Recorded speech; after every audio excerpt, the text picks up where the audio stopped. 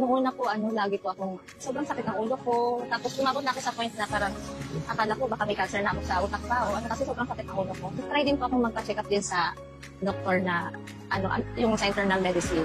Yun nga po, parang sabi niya, wala naman daw po namamagang ugat sa ulo ko. Ang ano niya po findings niya po sa akin is meron akong astigmatism. Ano niya sa akin, advice, magpa-check up ako sa ophthalmologist. Tapos, bibigyan daw po ako sa lamig. Baka magkaroon ako ng grado na napataas at pataas. Natatakot ako. Pag-isip-isip ko, parang may kapatid akong kilalang nagbebenta ng salamin na yung hindi mo kailangan grado. Tapos, nalala ko si Brad Sese na nagbebenta nga ng iron spec. Tapos yung na-try ko siya, yung habang suot ko siya, na 30 minutes, nag-uusap kami nila Brad.